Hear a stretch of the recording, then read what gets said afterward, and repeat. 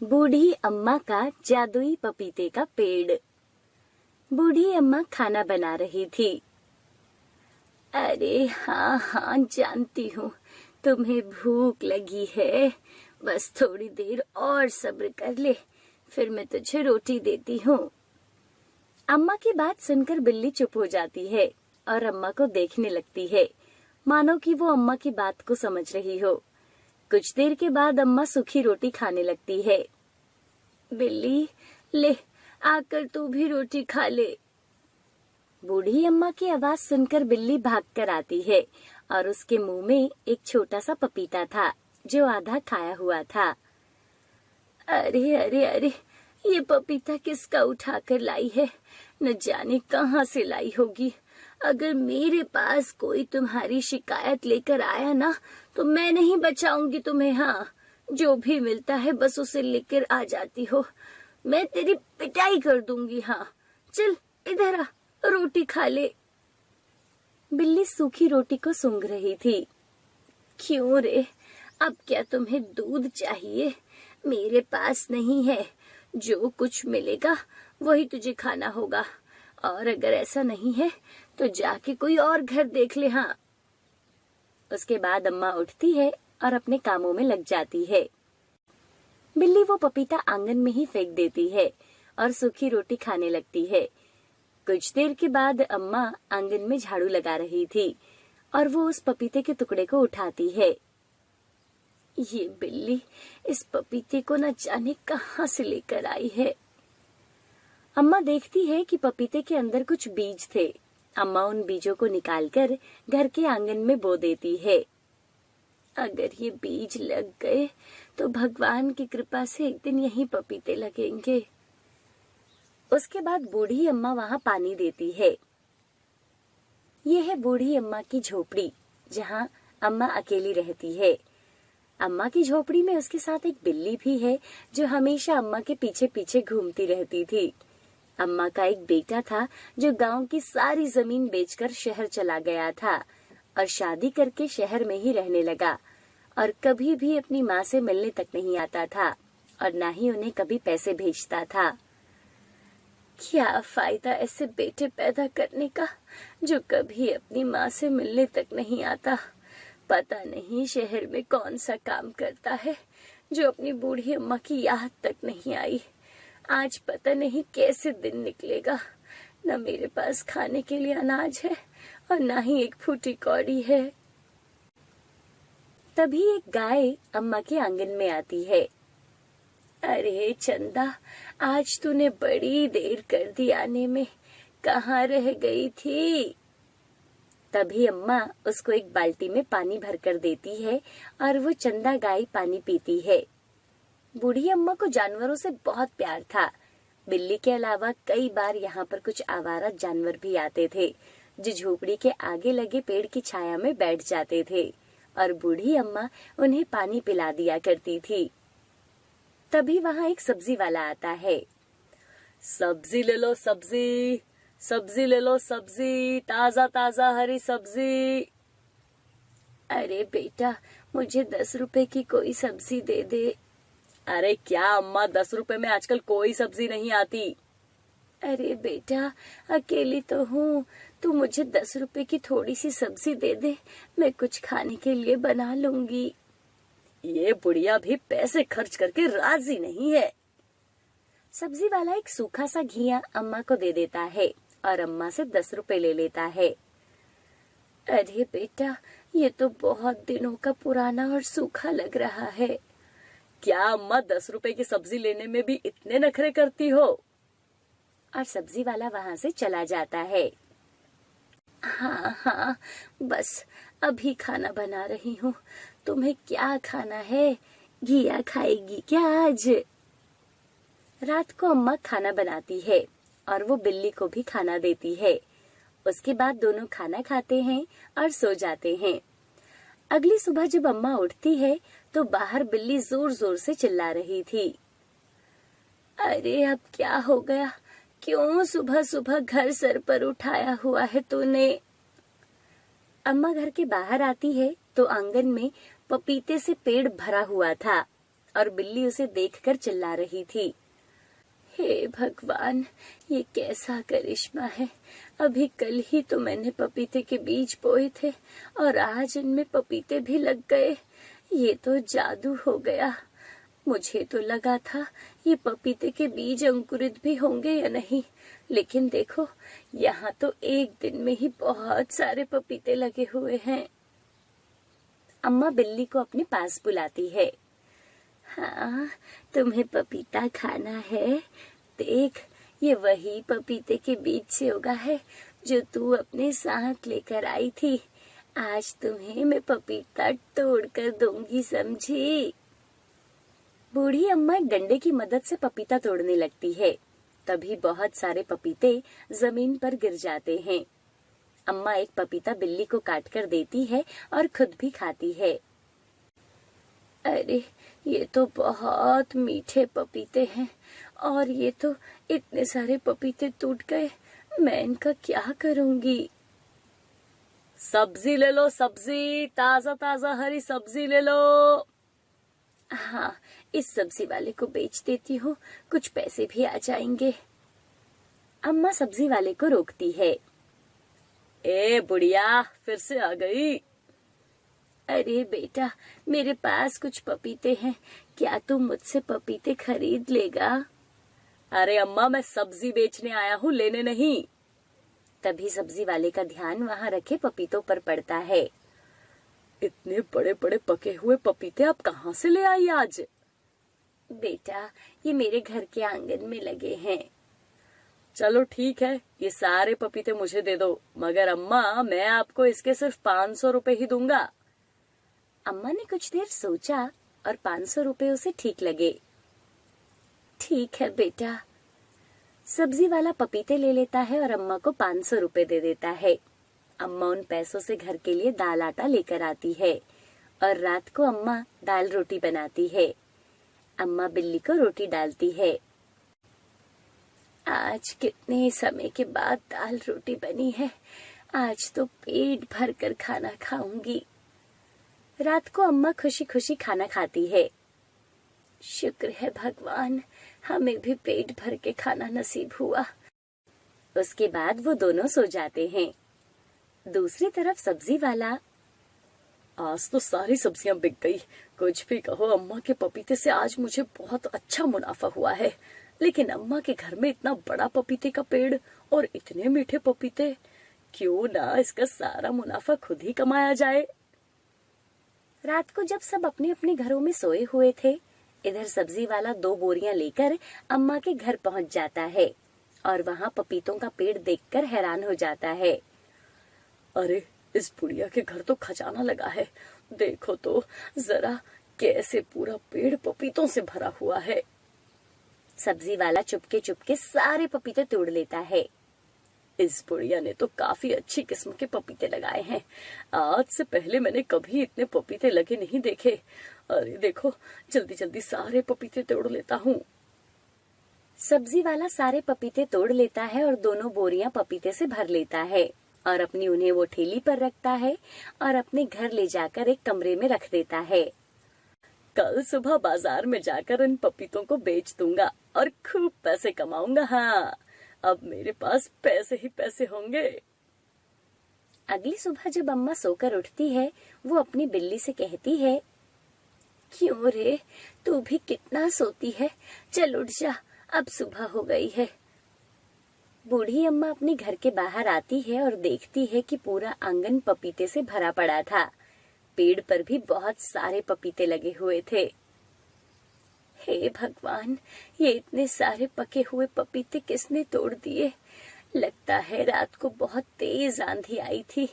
लेकिन अब मैं इतने सारे पपीतों का क्या करूंगी? वो सब्जी वाला भी तो पपीते नहीं लेगा।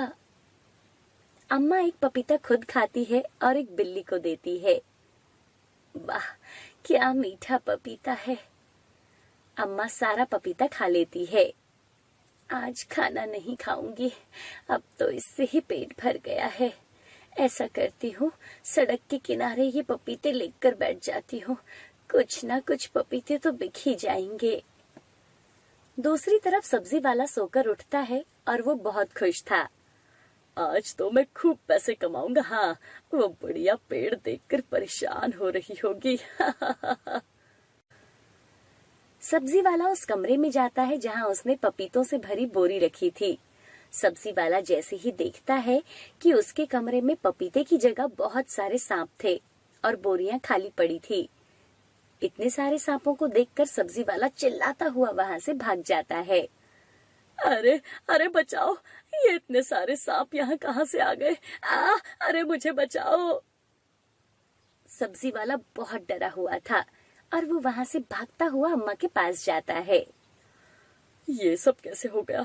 मैंने तो कमरे में पपीतों से भरी बोरियां रखी थी, फिर वहां सांप कहाँ से आ गए?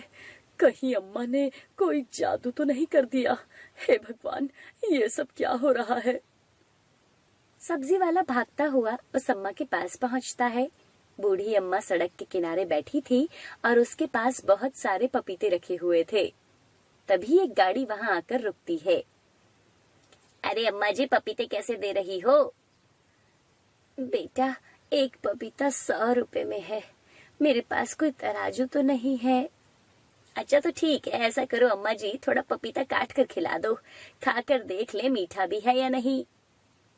अम्मा चाकू से पपीता काटकर उस आदमी को देती है।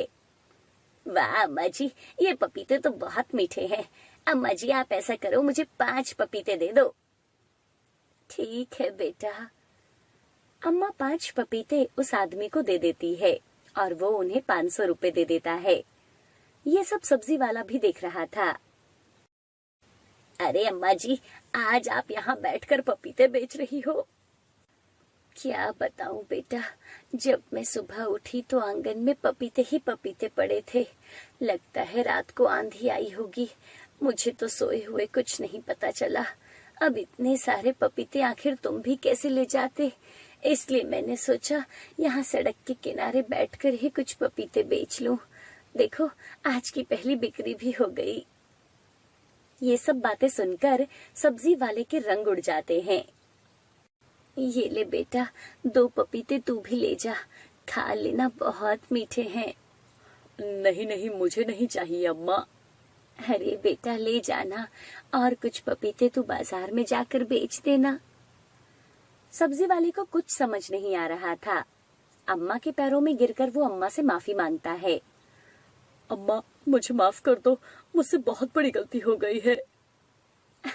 अरे बेटा, ये तू कैसी बातें कर रहा है?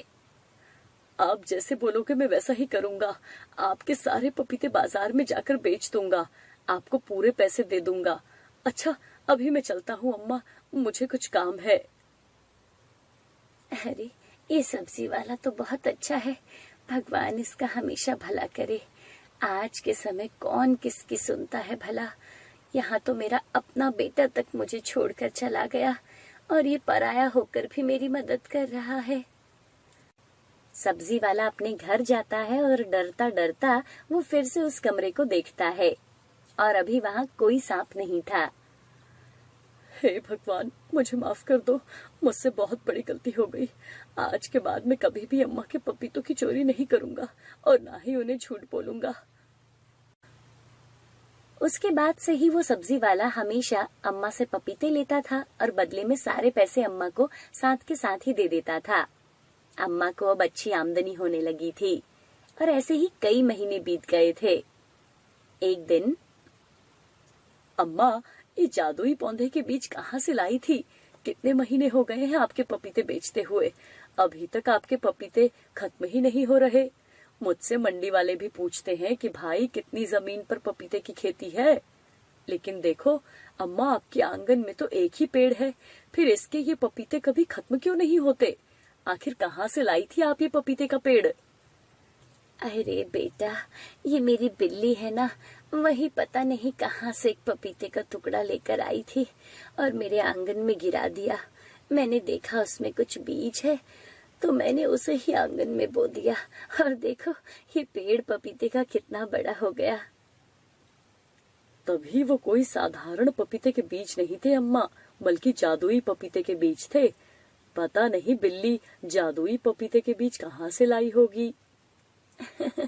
अरे कहीं से भी लाई हो, इस जादुई पपीते से मेरे और इसके जीवन में खुशी आ गई है बेटा। अब कम से कम हमें किसी से मांग कर तो नहीं खाना पड़ता और इसे हर रोज दूध भी नसीब हो जाता है। अब अम्मा के पास पैसों की कोई कमी नहीं थी और उन पैसों से अम्मा जरूरतमंद लोगों की भी मदद किया करती थी। ये कहानी सतलुज नदी के किनारे बसे बिलासपुर नामक गांव की है, जहां गायत्री अपनी बहू सुधा और पोते राहुल के साथ रहती थी। सुधा के पति आनंद अब इस दुनिया में नहीं थे। ऐसे में बच्चे की जिम्मेदारी सुधा के कंधों पर आ गई थी। लेकिन सुधा की सास गायत्री अपनी बहू का सहारा बनी और दोनों मिलकर राहुल को पाल रहे थे। अभी राहुल सिर्फ 5 साल का है। सुधा बहू, अरे तू अभी खेत में चली जा, घर का सारा काम मैं देख लूंगी। अरे नहीं माँ जी, आप अकेले घर का सारा काम कैसे करोगी? मैं ये कपड़े धोकर सूखने के लिए डाल देती हूँ। कुछ देर बाद राहुल भी सोकर उठेगा तो आपको उसे खाना भी तो खिलाना होगा ना। और वैसे भी आप भी तो पूरा दिन आराम कहाँ कर पाती हो। सुधा का बेटा राहुल बीमार था, इसलिए गायत्री घर में उसका ध्यान रखने के लिए रुकी थी। सुधा घर का काम खत्म करके खेत में जाती है और कुछ सब्जियां तोड़कर उन्हें आसपास के गांव में बेचने जाती है। दूसरी तरफ, अरे उठ गया तू? मुझे माँ के पास जाना है। बेटा, तेरी माँ आती ही होगी, मैं तेरे लिए खाना लाती हूँ। राहुल खाना खाता है। दादी, माँ कब आएगी? आ जाएगी बेटा, आ जाएगी। चल, मैं तुझे कहानी सुनाती हूँ। हमारे गांव के आगे एक और गांव है। यूं तो वो गांव भी बाकी गांवों की ही तरह है, पर ऐसा कहते हैं इस गांव में एक प्राचीन काल का पेड़ है जो कि बड़ा ही रहस्यमय है, जिस पर रोज रात को जादुई फूल खिलते हैं। मगर सुबह होने से पहले परीलोक से परियां आकर सारे फूल तोड़कर अपने साथ ले जाती है। दादी, क्या वो पेड़ अभी भी उसी गांव में है? वो तो मुझे नहीं पता बेटा कि वो पेड़ अभी भी है या नहीं। दादी, माँ कहाँ है? हाँ बेटा, वो आती ही होगी। न जाने आज सुधा कहाँ रह गई है। हे भगवान, आज तो काफी देर हो गई है। सब्जी ले लो, सब्जी, ताजा ताजा सब्जी ले लो। सीमा दीदी, सब्जी ले लो। क्या बात है सुधा, आज तो सुबह से दोपहर हो गई तेरे इंतजार में, आज इतनी देर से कैसे आई हो? अरे क्या बताऊं दीदी, वो मेरा बेटा बीमार है, इसलिए घर का कामकाज करने में देरी हो गई थी। अच्छा, तो ये बात है। पर तेरे देर से आने की वजह से ना, मैंने मोहल्ले की बाकी औरतों के साथ उस गोपाल से ही सब्जी ले ली है। ठीक है दीदी, फिर तो मैं चलती हूँ। कल से मैं सवेरे जल्दी से घर से निकलकर आप लोगों को ताजा ताजा सब्जी देने आऊंगी। चलो दीदी, अब मैं चलती हूँ। सुधा दूसरे गांव में जाती है। सब्जी ले लो, सब्जी, ताजा ताजा सब्जी ले लो।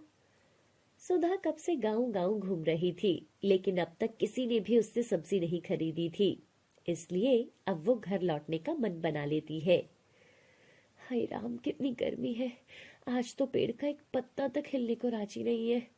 अब तो आगे जाने की हिम्मत भी नहीं है। लगता है अब मुझे घर लौटना ही होगा। हे भगवान, गर्मी से मेरा बुरा हाल हो रहा है। एक काम करती हूँ, इस जगह बैठ जाती हूँ। घर जाने से पहले यहाँ बैठकर थोड़ा आराम कर लेती हूँ। सुधा जिस पेड़ के नीचे बैठकर आराम कर रही थी, वो पेड़ ही इस गांव का सबसे प्राचीन और रहस्यमय पेड़ था और सुधा उस पेड़ के नीचे बैठी हुई थी। उसे इस पेड़ के बारे में कुछ भी नहीं पता था और देखते ही देखते सुधा को नींद आ जाती है। वहां परीलोक में आज सुबह से ही हलचल मची हुई है। चांदनी परी, तुमने आज ये क्या कर दिया? क्या हुआ बड़ी परी? मुझे नहीं पता आप किस बारे में बात कर रही हो। अरे देखो, वो फूल, तुम आज एक जादुई फूल उस पेड़ पर ही छोड़ आई हो। माफ करना बड़ी परी, ये गलती से हो गया होगा, लेकिन अब क्या होगा? उस पेड़ के नीचे तो कोई बैठा हुआ है। अरे ये बहुत बड़ी गलती है। रानी परी को अगर इस बात का पता लगा तो वो तुम्हें बहुत बड़ी सजा देंगी। मैं अभी नीचे जाकर उस फूल को लेकर आती हूँ।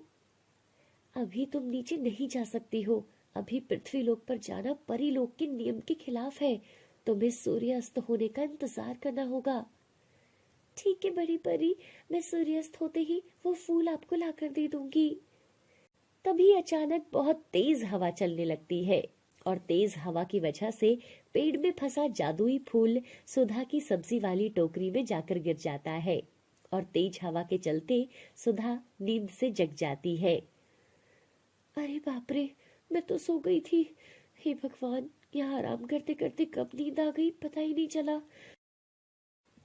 सुधा जल्दी जल्दी घर की ओर भागती है और वो अपने घर पहुंचती है। अरे बहू, क्या बात है, आज तो तुमने आने में बहुत समय लगा दिया। सब ठीक तो है ना? हाँ माँ जी, सब कुछ ठीक है। राहुल कैसा है? उसने कुछ खाना खाया? उसे दोबारा बुखार तो नहीं आया? अरे हाँ हाँ, राहुल एकदम ठीक है, खाना खाकर दोबारा सो गया है। तुम्हारे बारे में बहुत बार पूछ रहा था। ये क्या बेटा, आज सारी सब्जियां ऐसे ही ले आई? क्या बताऊं माँ जी, आज मैं देरी से गई ना तो सबने किसी और से सब्जियां खरीद ली। अच्छा चल, कोई बात नहीं, तू ऐसा कर, सब सब्जियों को बोरी में डाल दे, ऐसी पड़ी पड़ी तो सूख जाएंगी। ठीक है माँ जी। सुधा सब्जी उठाकर बोरी में भरने लगती है, पर ये क्या, जिस टोकरी से एक बोरी भी बड़ी मुश्किल से भरती थी, आज उस टोकरी में एक एक करके पूरी 10 बोरियां भर गई। पर अभी भी सब्जी की टोकरी खाली नहीं हुई। ये देखकर सुधा हैरान रह गई। अरे बाप रे, ये सब क्या हो रहा है? ये कोई जादू टोना लगता है। आखिर ये टोकरी खाली क्यों नहीं हो रही? सुधा की आवाज सुनकर राहुल भी उठ जाता है और अपनी माँ के पास जाता है। दूसरी तरफ गायत्री भी ये सब देखकर हैरान रह जाती है। अरे आखिर ये सब क्या हो रहा है? टोकरी की सब्जी खत्म क्यों नहीं हो रही? बेटा तू ऐसा कर, ये टोकरी उल्टी कर दे। सुधा सब्जी की टोकरी को उल्टा कर देती है तो सब्जी के साथ एक फूल निकलता है। अरे बाजी, ये कैसा फूल है? कहीं इस फूल की वजह से ही तो ये सब कुछ नहीं हो रहा था। माँ जी देखो ना। अरे कहीं ये कोई जादुई फूल तो नहीं? क्या जादुई फूल? तुम्हें ये फूल कहाँ से मिला बहू? फिर सुधा सारी बात बताती है कि आज वो सब्जी बेचने दूसरे गांव गई थी। माँ, मैं बहुत थक गई थी, इसलिए उस गांव से आते वक्त जंगल में एक पेड़ के नीचे मैं आराम करने बैठ गई थी और न जाने कब मेरी आंख लग गई। वो तो बहुत तेज तूफान आया, तब मेरी नींद खुली।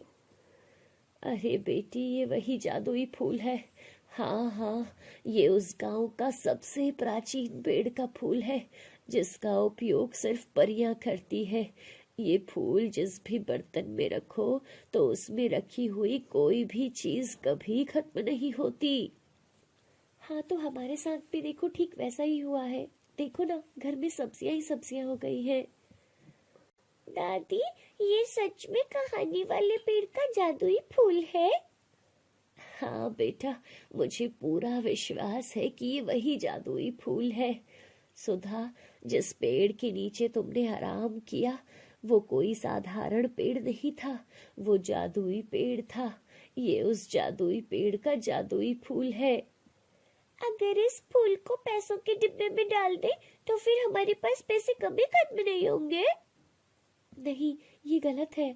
अगर ये उस जादुई पेड़ का जादुई फूल है तो इस पर पहला हक परियों का है। हमें इसे अपने पास रखने का कोई हक नहीं है। हमें इस फूल को परियों को लौटाना ही होगा। माँ, क्या पता ये फूल परी ने ही आपको दिया हो? अरे नहीं, ये फूल किसी इंसान को परियां नहीं दे सकती। ये इंसान के इस्तेमाल के लिए नहीं है। तुम सही कह रही हो बहू, हमें इस फूल को लौटाना ही होगा। माँ जी, मैं ये फूल लेकर अभी जाती हूँ और देखती हूँ कि इस फूल को परी को कैसे लौटाया जाए। माँ, मुझे भी आपके साथ जाना है। नहीं बेटा, वहां ऐसे जाना ठीक नहीं है। तुम दादी के साथ रुको, मैं बस अभी आती हूँ। सुधा जादुई फूल को लेकर उस रहस्यमयी पेड़ की ओर चल पड़ती है। परी, ओ परी, देखो मैं आपकी अमानत लेकर आई हूँ। आपको इसे कैसे लौटाऊं मुझे नहीं पता।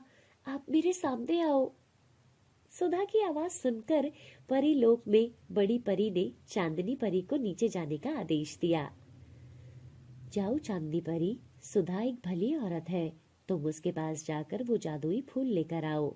रानी परी को मैं समझा लूंगी। ठीक है बड़ी परी, जैसा आप कहें। चांदनी परी सुधा के सामने आती है। हाँ सुधा, मैं चांदनी परी हूँ। मैं परी लोक से ये फूल लेने आई हूँ। ये लो चांदनी परी, ये आपकी अमानत। तुम बहुत नेक दिल की हो सुधा, तुम्हारा बहुत बहुत शुक्रिया। ये फूल लौटाकर तुमने मेरी बहुत बड़ी मदद की है। ये तो मेरा फर्ज था। सुधा, मैं तुम्हारी ईमानदारी से बहुत खुश हूँ और मैं तुम्हें एक तोहफा देना चाहती हूँ। चांदनी परी एक सोने से भरी पोटली सुधा को देती है। धन्यवाद चांदनी परी। सोने के सिक्कों से भरी पोटली लेकर सुधा खुशी खुशी घर लौटती है और घर वालों को पूरी बात बताती है। अब सुधा की सारी मुसीबतें खत्म हो गई थी और अब वो बहुत अमीर हो गए थे। अब वो खुशी खुशी अपना जीवन जीने लगे। सुधा ने अपने बेटे राहुल को एक अच्छे से स्कूल में पढ़ने के लिए भेज दिया। सब कुछ अच्छा हो गया था।